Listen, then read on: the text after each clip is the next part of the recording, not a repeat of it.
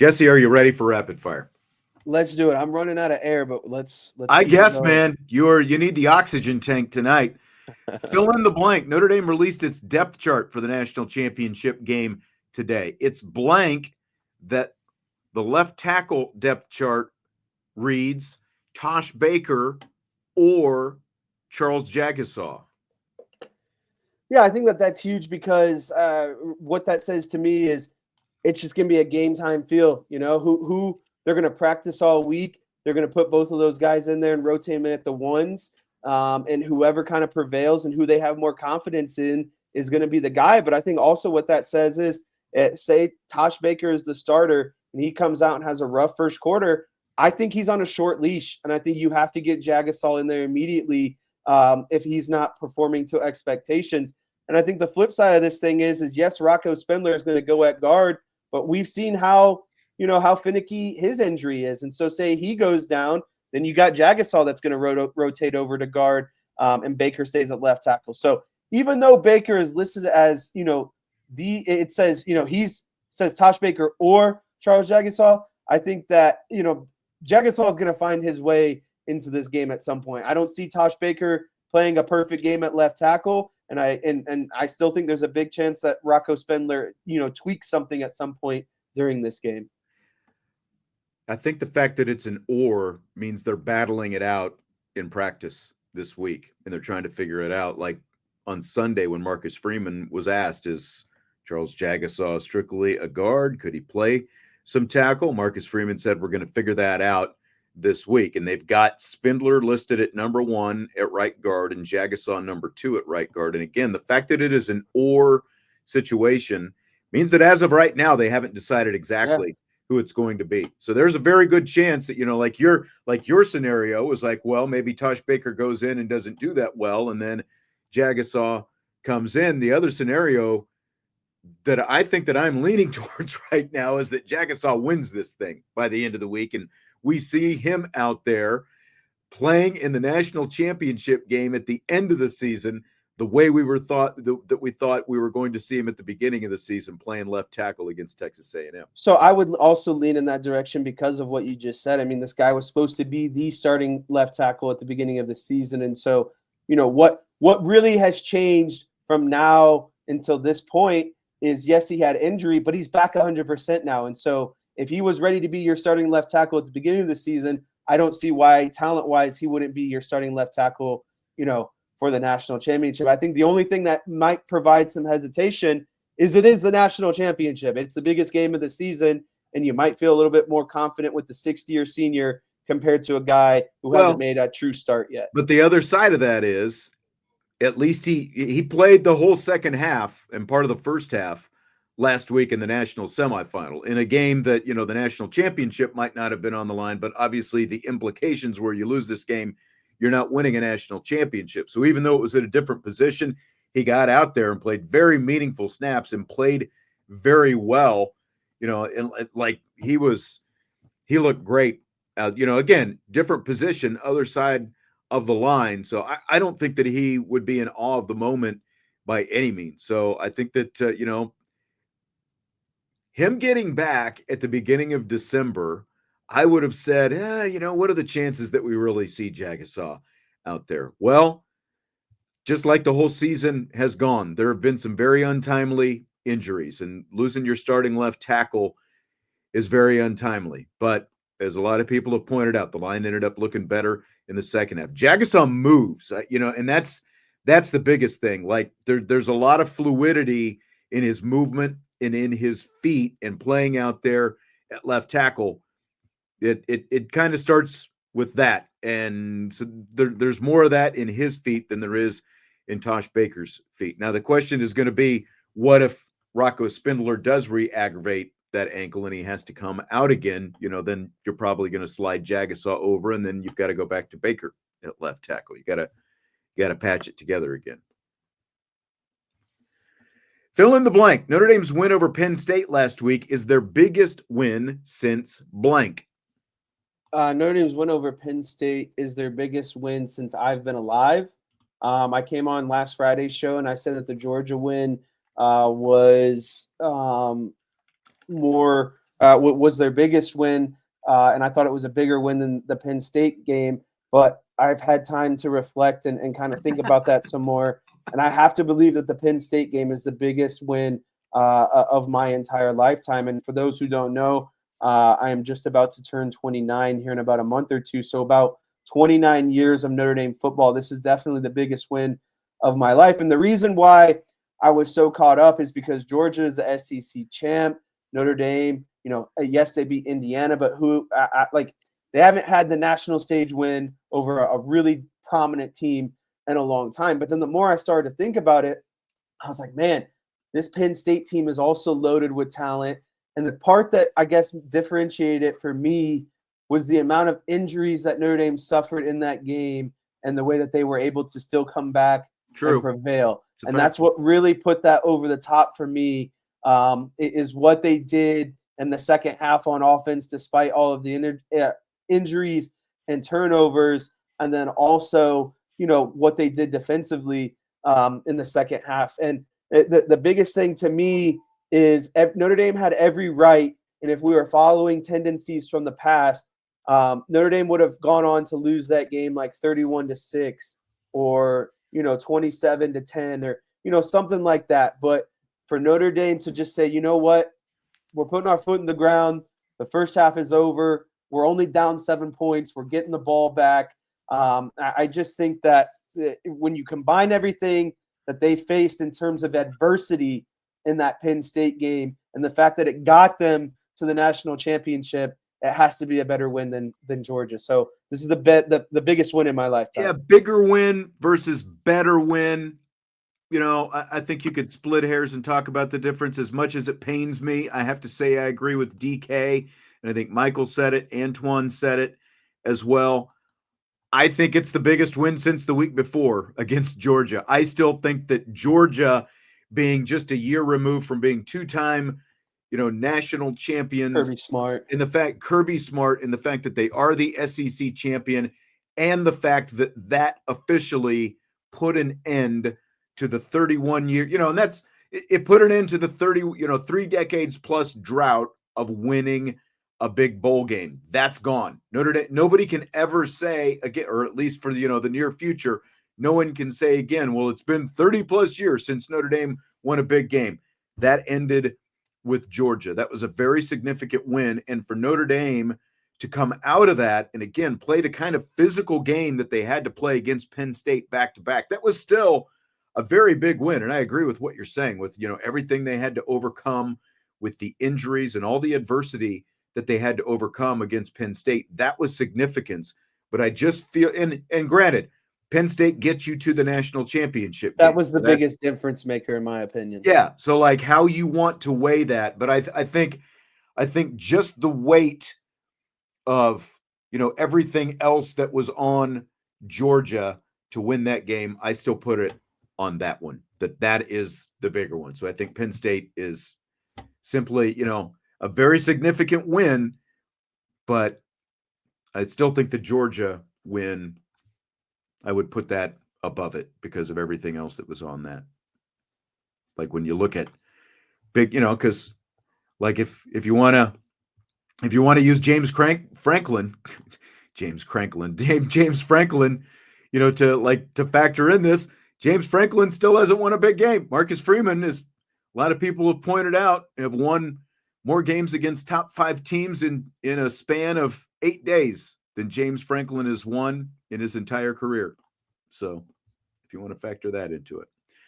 So I talked a little bit yesterday with Vince about a scene from HBO's Hard Knocks with the Detroit Lions from a couple of years ago. This is what I was referencing. This is head coach Dan Campbell addressing his team during training camp.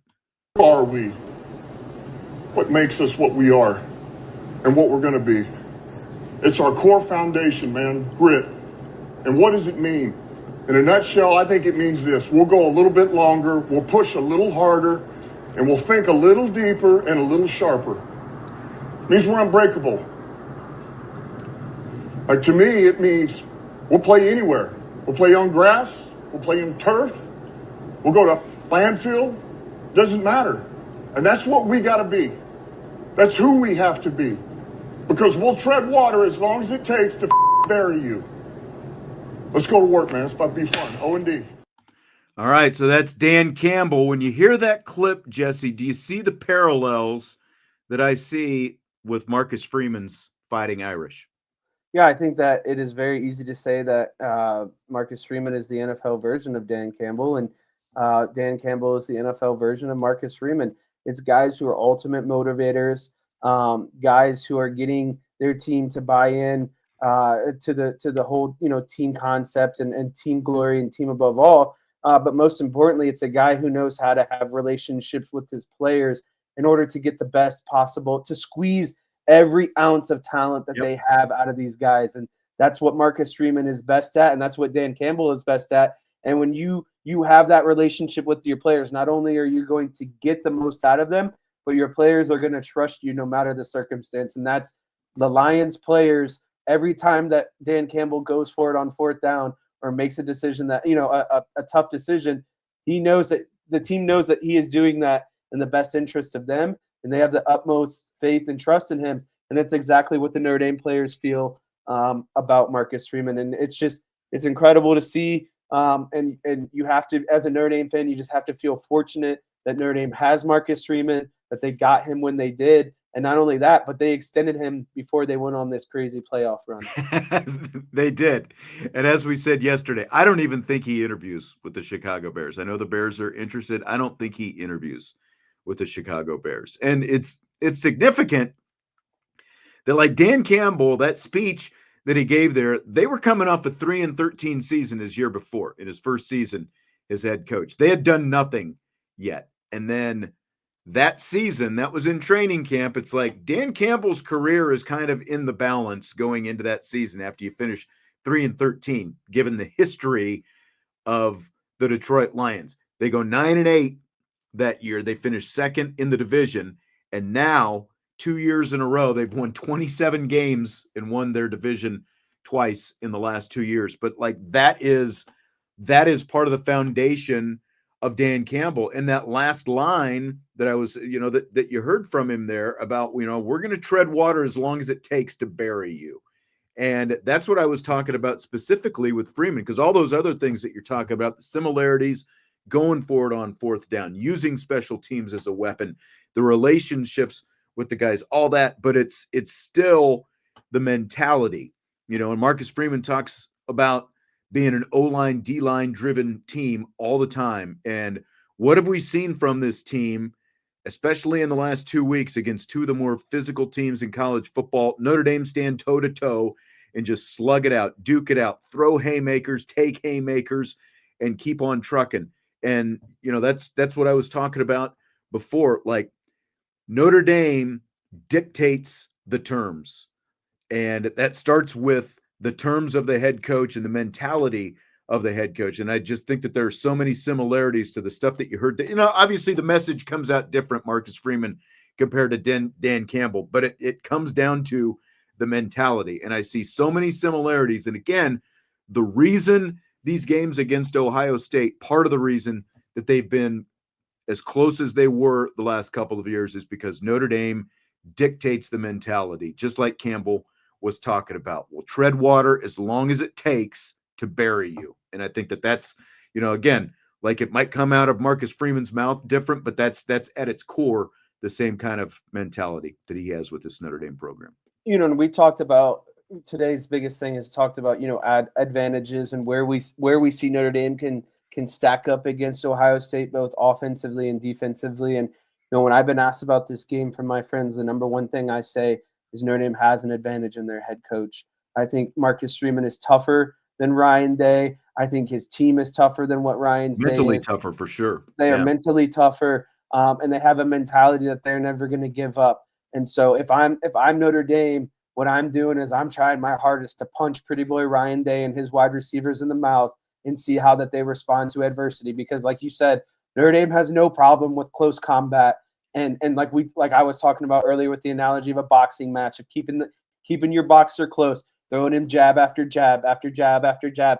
You got to see how Ohio State responds to that close quarters, physical football. We're tougher than you. and we're going to mentally and physically dominate you this entire game. Because in those situations, Ryan Day has not done well. His teams have folded against, the likes of Michigan and that sort of stuff. And so that's got to be the entire message this week. And where I feel so good about Notre Dame in this matchup is they have Marcus Freeman leading a group of young men compared to Ryan Day leading a group of young men. You got one group who's all about skill and finesse, and you got another group who's all about we're physical, we're tough, and we're going to punch you this entire game. And that's why I feel so confident about Notre Dame going into this matchup, to be honest with you. I mean, obviously last year, Ryan Day, it took Lou Holtz to motivate Ryan Day, apparently. And, he came out, we're physical and, whatever else. I mean, Texas is the only team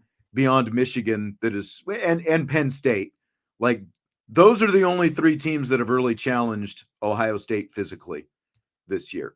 And, again, like when you look at how Notre Dame has played this thing and the fact that they have been into rock fights 2 weeks in a row, they've been the ones who've come out holding the big boulder and, pounded it on top of the head and killing the head of the snake, basically. So, and what did I like lead with at the beginning of the show when I was looking at that Oklahoma and Florida State game when Oklahoma was so outmatched? You know what they did is they just gave Florida State's offense fits on defense the entire game. They were tough.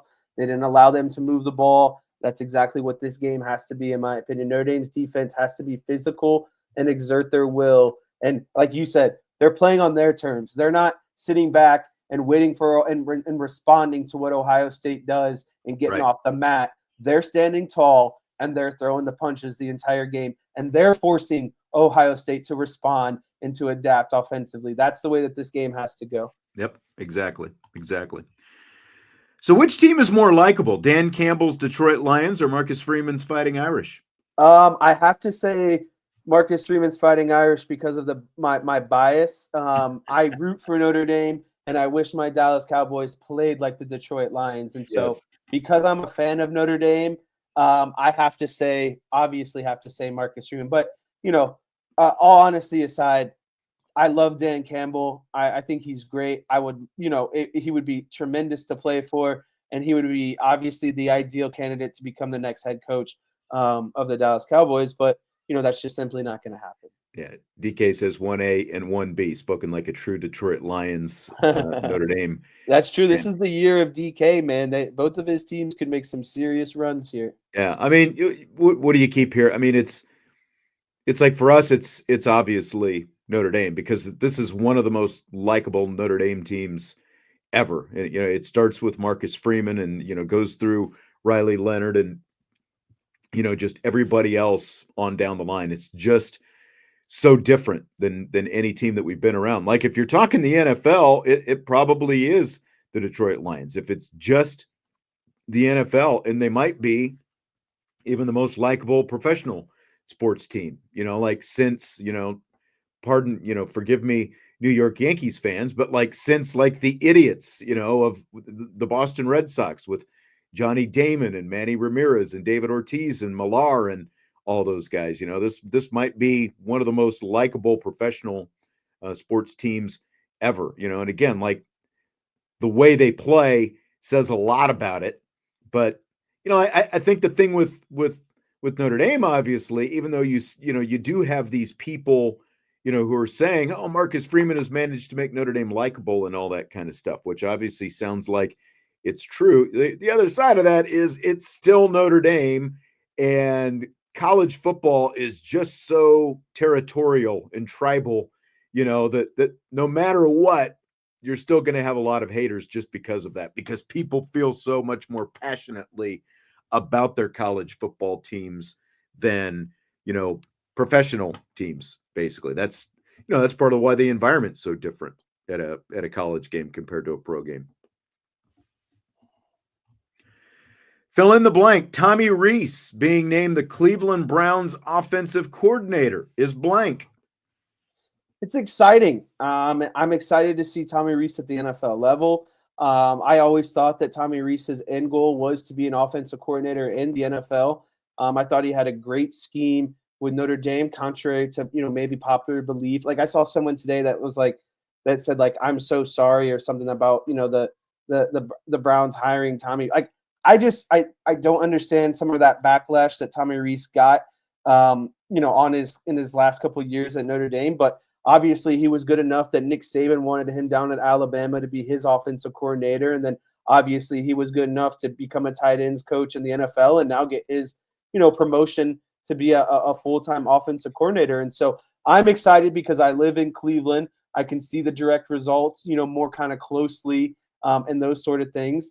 And I think this is a big year for Cleveland in terms of offense, and they got to get things figured out, not only at the quarterback position, but, I think Stefanski is kind of ending his, line here a little bit. I think he needs to have a good season here to kind of reel it back in. And so I'm just excited to see Tommy Rees in the NFL. I want to see his play calling, his play setup, his play style, like all of it. And I want to see how it translates to the biggest stage. So yeah. I think it's exciting and I'm here for it.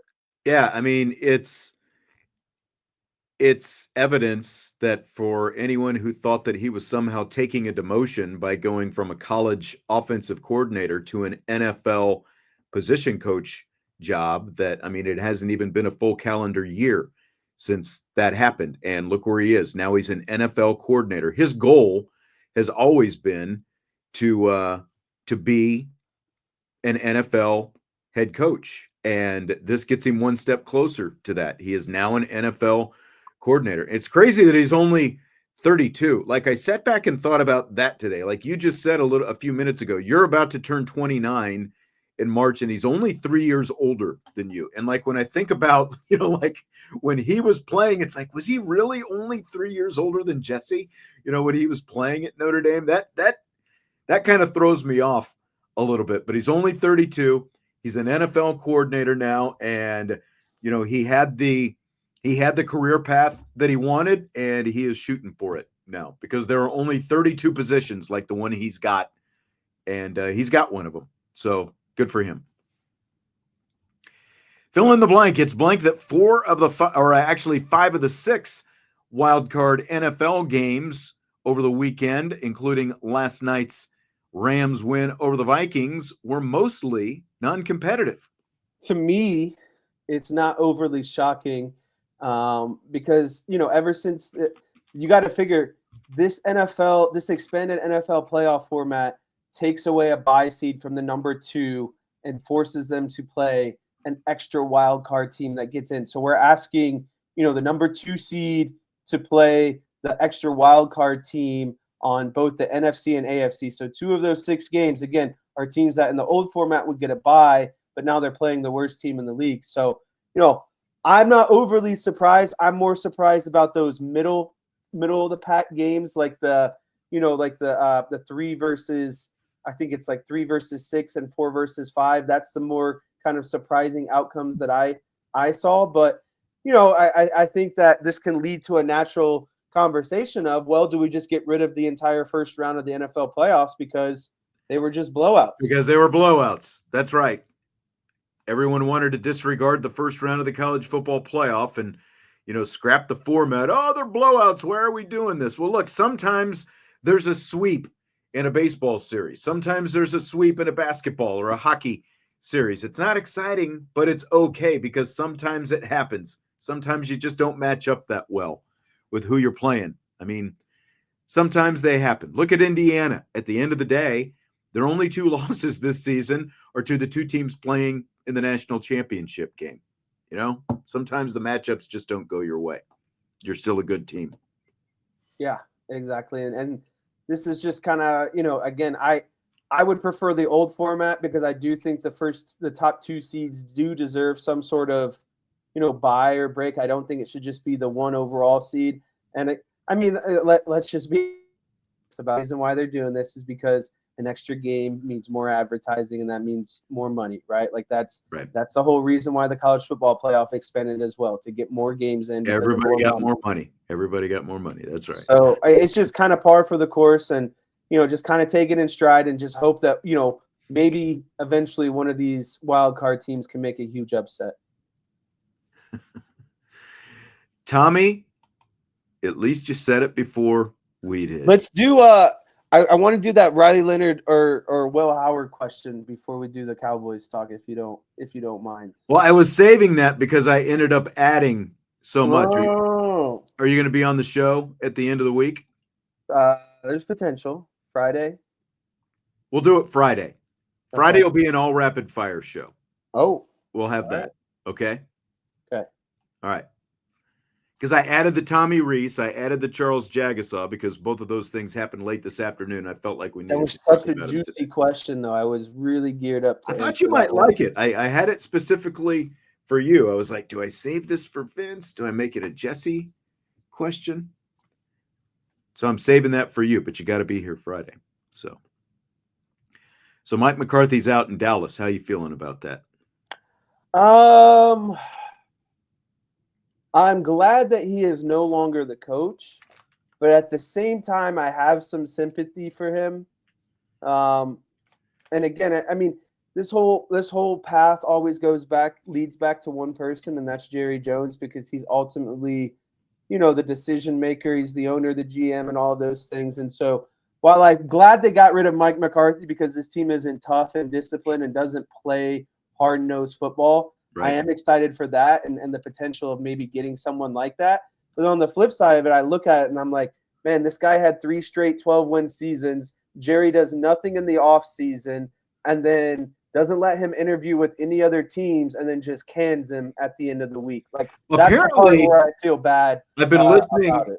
Yeah, I've been listening in the last 24 hours to a lot of Dallas sports talk radio, and Jerry did string him along, obviously, and didn't let him interview with the Bears. But apparently it was Mike McCarthy who pulled the plug on this thing because they were, talking about the length of the contract and stuff like that. And, Jerry wasn't budging, and McCarthy just said, fine, I'm gone. Let's just end this thing right now. And I'm completely fine with that because of what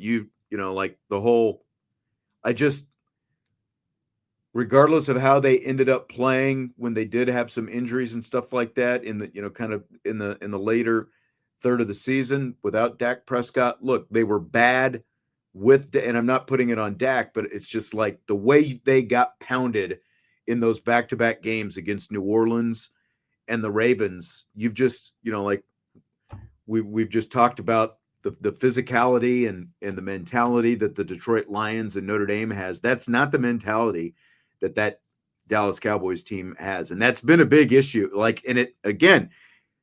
It surfaced in the playoffs last year, and then they addressed nothing in the offseason, and it just got even worse. And I know you can talk about the owner as involved as he is and his personnel moves and all those different things, but the mentality of the team starts with the head coach. And, I know a lot of players apparently in the locker room have told reporters that they were sad to see him go. Well, maybe they're sad to see you go because you're not held that accountable. And, that suits you just fine. But I just think that there is a time for a mentality shift, and it starts at the top. What do you think about this Deion Sanders stuff? Do you think he's a legit candidate?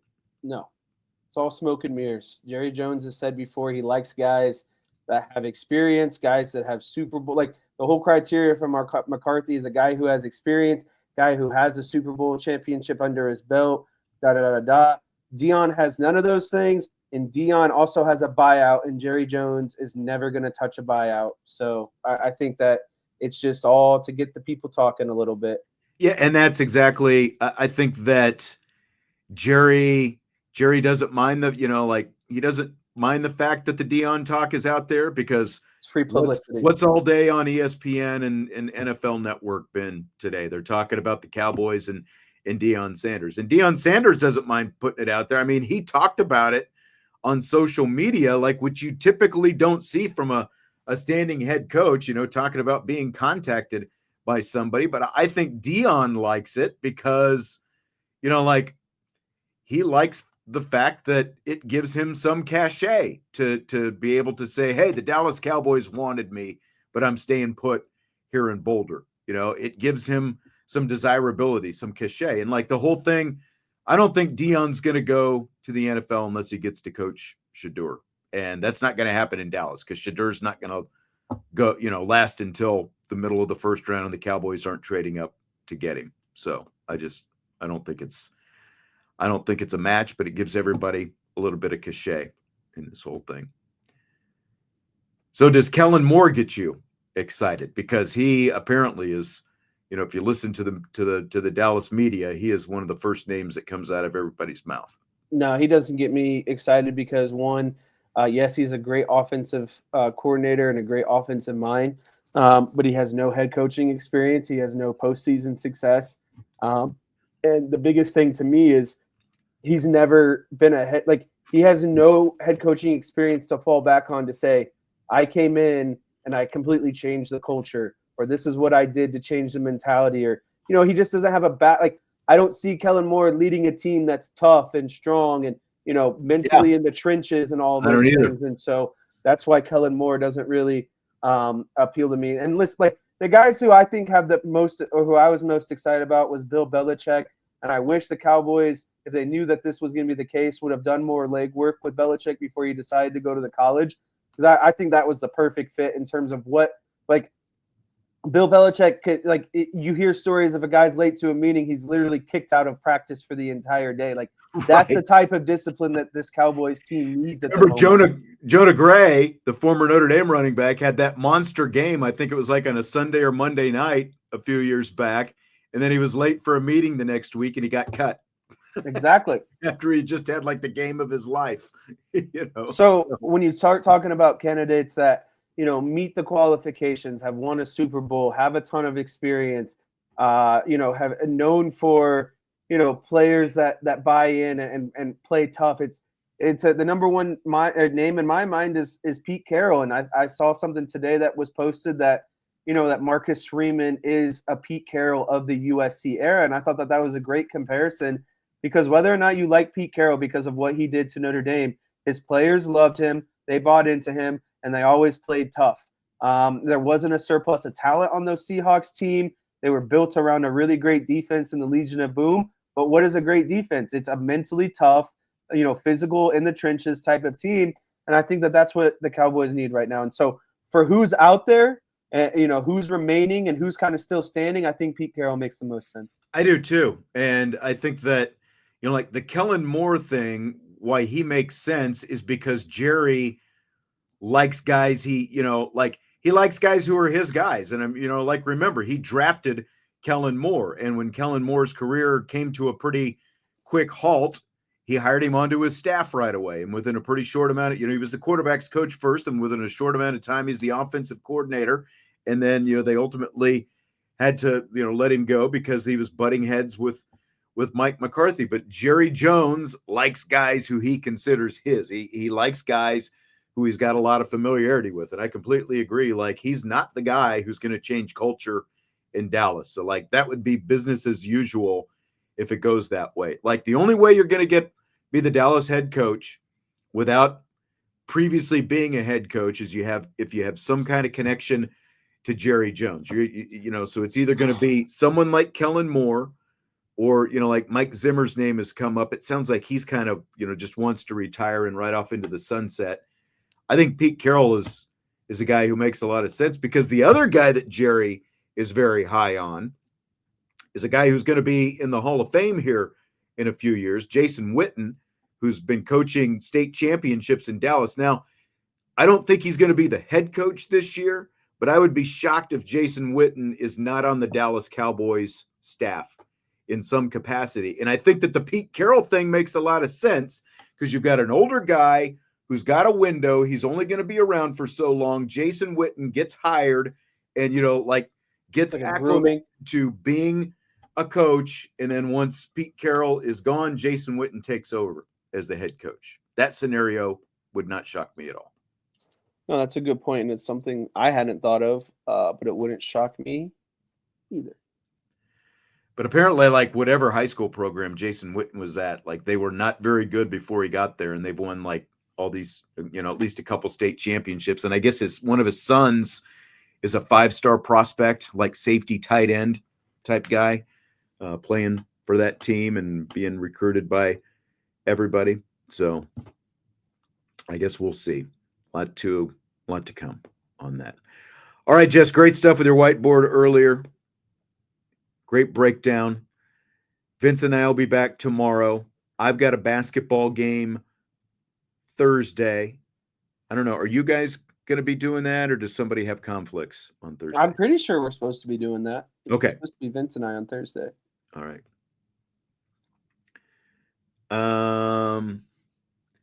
Tommy says, why did Pete fail in New England? Basically, short-sightedness, quick trigger by Robert Kraft. He didn't have a great first year, and Kraft decided that he wanted to cut bait, and he just cut bait too soon, is what it turned out. Hopefully that's not Gerard Mayo. That's could be. All right, well, that's going to do it for tonight. Great stuff. Great interaction from the chat. As always, hit the like button before you leave. We appreciate it, and we will talk to you tomorrow on IB Nation Sports Talk.